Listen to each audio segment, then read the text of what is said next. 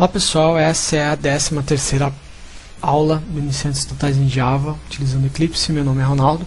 Essa aula também vai ser dividida em duas partes, para ficar melhor aí para o pessoal ver. Antes de tudo, da gente começar a continuar com as classes de teste do empréstimo e a classe empréstimo propriamente dita, a gente vai ver uma coisinha aqui interessante. Às vezes a gente esquece e faz, por exemplo, um método dentro de outro método. A gente esquece ali do abre e fecha parênteses e a gente acaba fazendo isso. Então é isso que a gente vai fazer aqui, ó. Por exemplo, se eu esquecesse esse fecha parênteses aqui, vou salvar aqui para vocês verem, ó, vai aparecer um erro. O que que acontece? Quer dizer que tá faltando alguma coisa.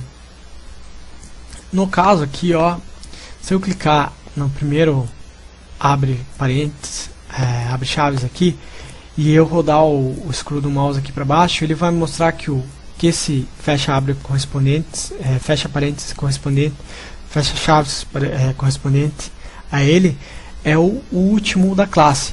Então quer dizer que a classe não tem fecha chaves. Então o que seria o mais lógico é fazer um fecha chaves aqui dentro e o erro desapareceria. Outra coisa também, você pode utilizar também um atalho que ele verifica ou abre ou fecha chaves ou parênteses correspondente. Esse atalho é o seguinte: você vai clicar aqui do lado de um abre ou fecha parênteses ou chaves, vai apertar o Ctrl, Shift e o P. E ele vai direto no fecha ou abre correspondente a ele. Então ajuda bastante aí caso aconteça algum erro. Pessoal, então a gente fez a classe empréstimo de livros, só que a gente esqueceu de um detalhe bastante importante aqui na nossa classe pessoa. A gente tem um campo chamado max livros, que a gente não está respeitando na classe de empréstimo lá. O que significa isso? Que o número de livros emprestado por cada pessoa ele deve ser menor ou igual a esse número aqui. Então a gente não está fazendo a verificação dele na classe empréstimo. E aí exatamente isso que a gente vai fazer agora. Então antes de tudo aqui eu vou fazer um teste para vocês verem o que eu acabei de falar. Então aqui eu vou fazer um comentário teste adicional para o máximo livros, para o máximo livro. Então o que eu vou fazer? Eu vou rodar aquele método setup para criar os itens e vou adicionar os itens e as pessoas, os livros e as pessoas na minha biblioteca. Ok, tenho tudo aqui já. Agora vou fazer o seguinte: eu vou fazer um assert true.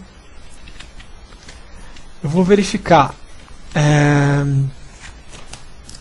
Vou colocar uma mensagem que caso esse assert true retorne falso, primeiro livro não pode ser emprestado. Ou seja, se isso aqui não for verdadeiro, vai retornar isso. E eu vou emprestar o livro 2 para a pessoa P1. Isso aqui, por teoria, vai voltar verdadeiro. Vou colocar aqui para ficar melhor visível. Então, ele vai emprestar o livro 2 para a pessoa P1. Aqui, antes de tudo, eu vou adicionar aqui no L1, P1, quer dizer, ponto set máximo livro. Eu vou setar o número máximo de livros que a pessoa pode emprestar 1. Então, isso aqui vai retornar verdadeiro, porque ele emprestou só um livro. Agora eu vou fazer o seguinte: eu vou fazer um assert falso. Eu vou colocar aqui a condição: segundo livro não deveria ser emprestado. Ou seja, eu vou emprestar um segundo livro para essa mesma pessoa. Então, vou colocar aqui P1 ponto empréstimo livro L1 P1. Então aqui o que eu fiz? Adicionei 2 livros para a mesma pessoa.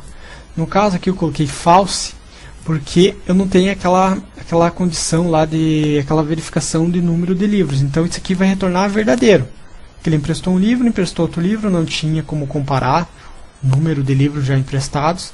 Então isso aqui vai retornar verdadeiro e como eu espero falso, ele vai mostrar essa mensagem aqui para mim. Então vamos ver isso aqui rodando esse método JUnit Test Case. Ó, podem ver que agora ele deu um erro, uma falha no teste empréstimo, ou seja, segundo livro não deveria ser emprestado. Então, na segunda parte dessa aula a gente vai fazer o teste para pegar os números, o número de livros da pessoa. Então, até lá.